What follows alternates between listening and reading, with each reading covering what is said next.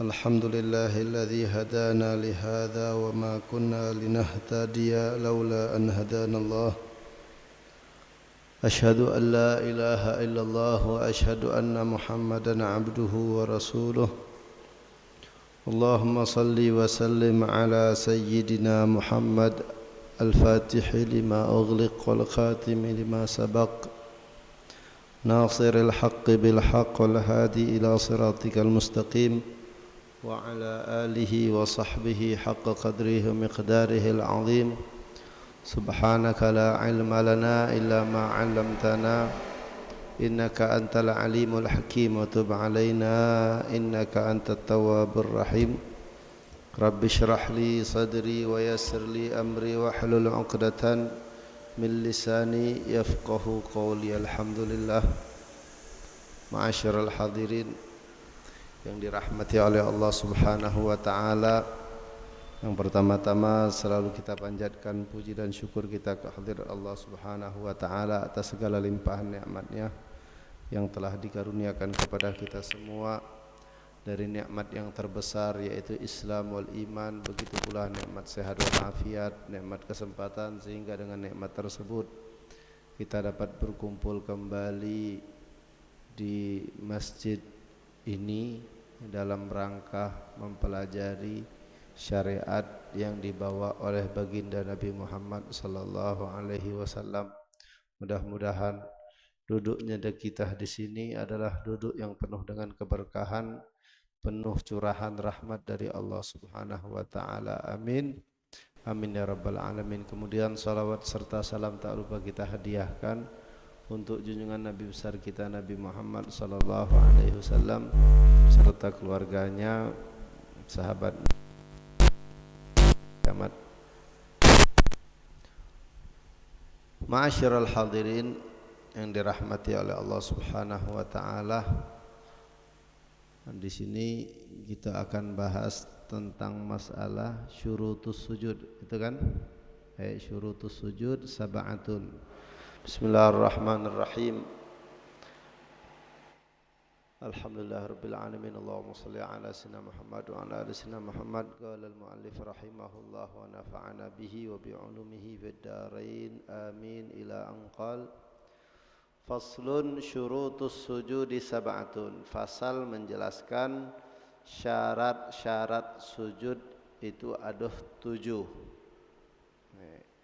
Bahwasannya syarat-syarat yang disyaratkan untuk sahnya sujud setiap solat itu ada 7.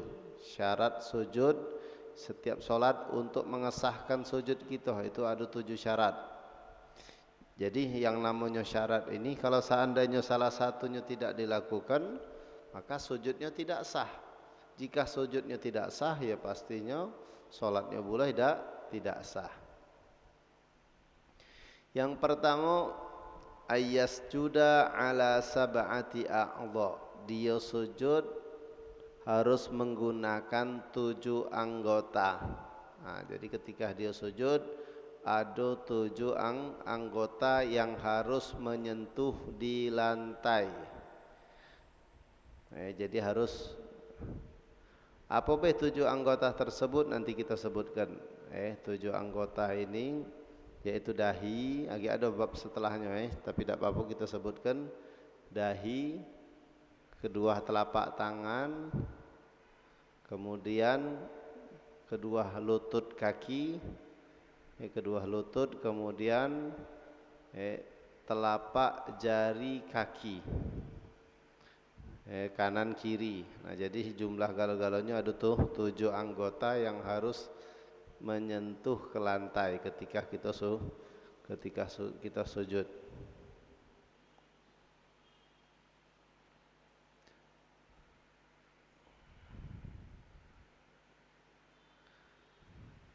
Kemudian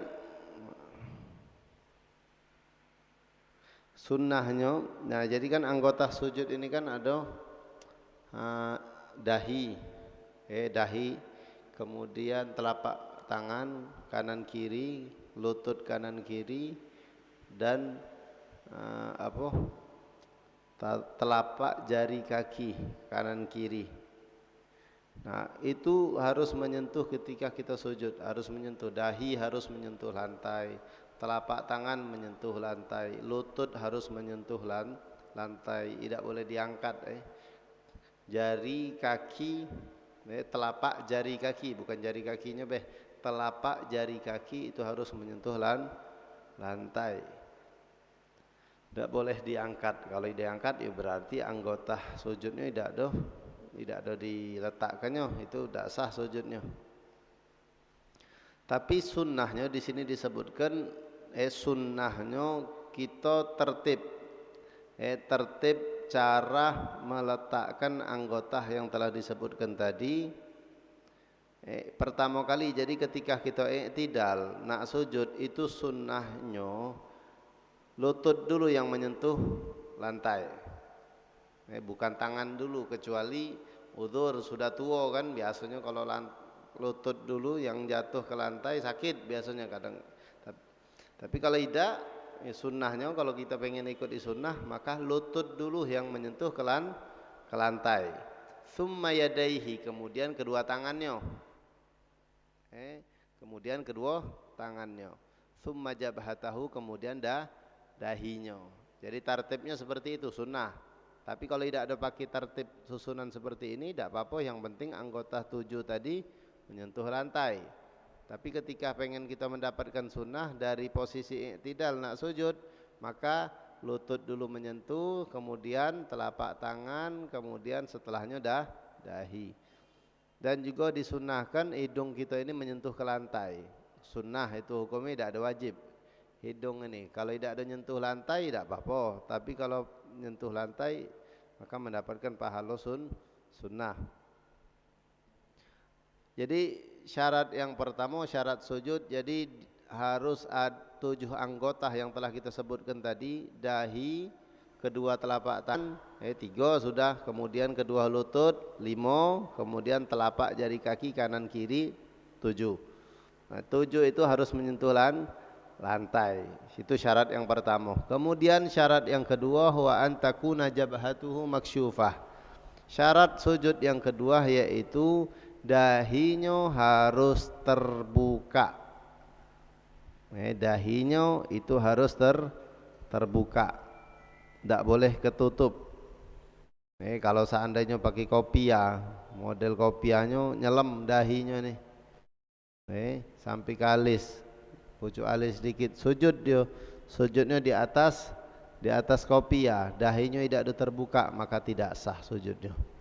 Jadi kalau pakai kopiah itu dibukakan dahinya, tunjuki. Dahi kita buka ketika kita sujud sehingga dahi kita ini menyentuh lantai. Jadi kalau seandainya pakai kopiah model ini nama sujud pucuk ini tidak sah sujudnya. Jadi yang syarat yang kedua, wa antakuna jabhatuhu maksyufah, atau ditutup oleh rambut, misalnya rambut panjang. Rambutnya panjang.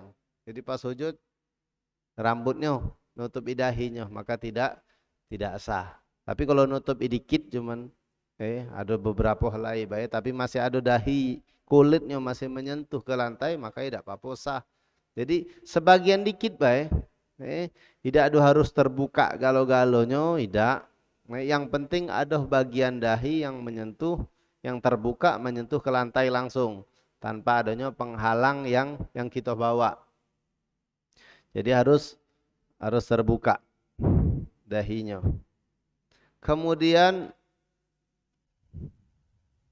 jadi dahi ini ukurannya dari pelipis kanan kiri. Kalau itu lebarnya wa ma baina sya'rir ras wa sya'ril hajibait ardhan. Dari kalau tingginya dari tempat tumbuhnya rambut sampai ke alis. Nah, itu ukuran dahi. Amma janibaha minal hajibain fa sama kullu wahid minhuma jibinan wisam. Itu jadi harus terbuka.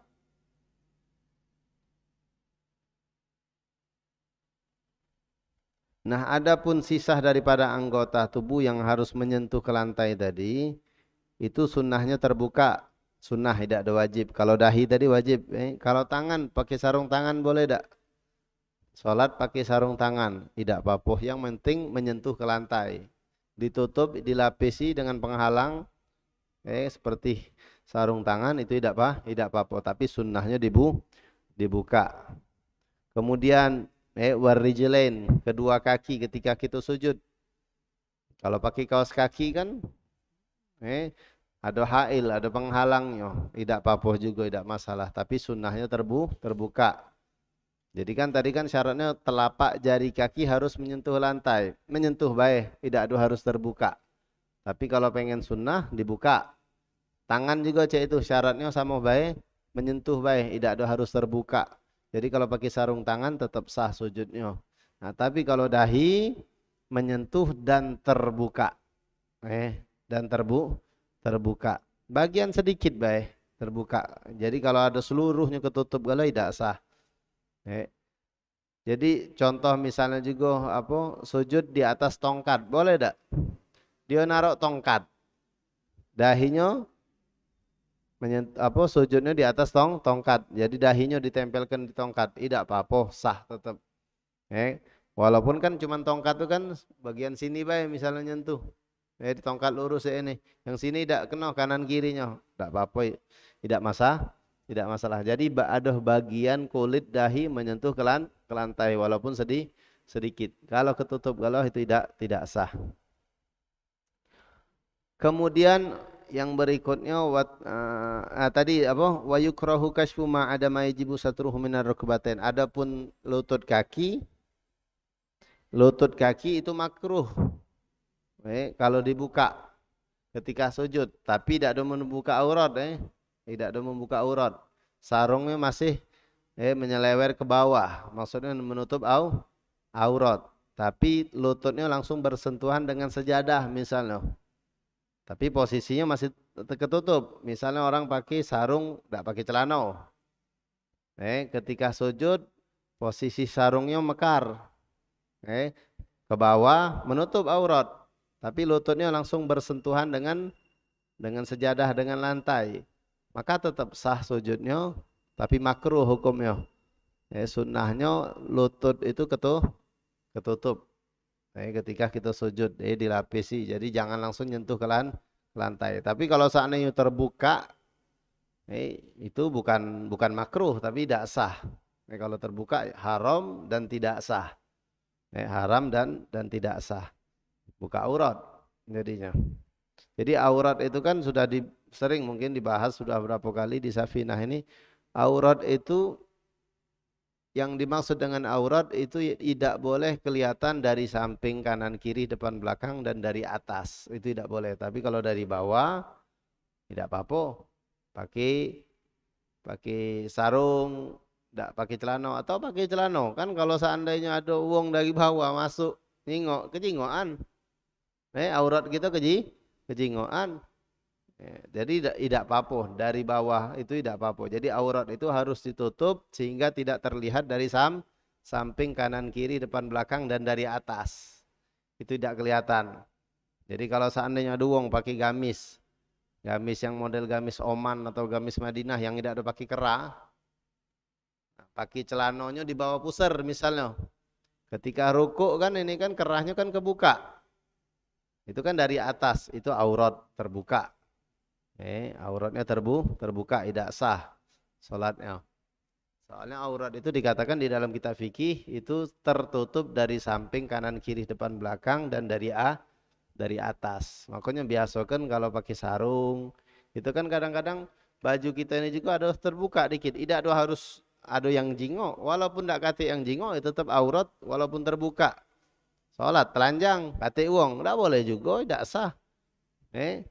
Jadi bukannya harus ada yang jingok baru tidak sah, tidak. Pakai apa? Baju kokoh misalnya kan, kalau kita ruku kan pasti nunduk dia. Nah itu kalau ada sekiranya terlihat, pusarnya kelihatan, jarak yang dekat bisa dilihat, maka berarti dia membuka aurat. Jadi biasa kan makanya kalau pakai sarung, pakai celana nak sholat, Ini untuk sholat ya, menutup aurat di dalam sholat. Lagi di luar sholat lain lagi, tidak ada seperti itu. Jadi tuh ketutup. Sarung itu diangkat sekiranya jangan sampai dibawa pusar makinya. Biar ketika rukuk tadi aman dia. Apalagi pakai gamis be, dalam kosong. Tak pakai apa-apa, dalam ya kata apa-apa, gamis be langsung. Gamis yang tidak pakai kerah tuh. Pas rukuk ikut jingoan. Kejingoan kalau isinya. Tidak sah itu. Jelas, pakai celana baik kalau seandainya di bawah pusar itu tidak sah. Soalnya apa? Dari atas kelihatan auratnya. Nah, jadi apa lutut tadi balik-balik kalau ke lutut tadi itu sunnahnya ditutup. Kalau terbuka tapi tidak membuka aurat, maksudnya sarungnya ke bawah turun, tidak ada terbuka dari samping, tidak ada kejingoan, maka tidak apa-apa. Nah, termasuk dari bawah juga ketika seorang sujud.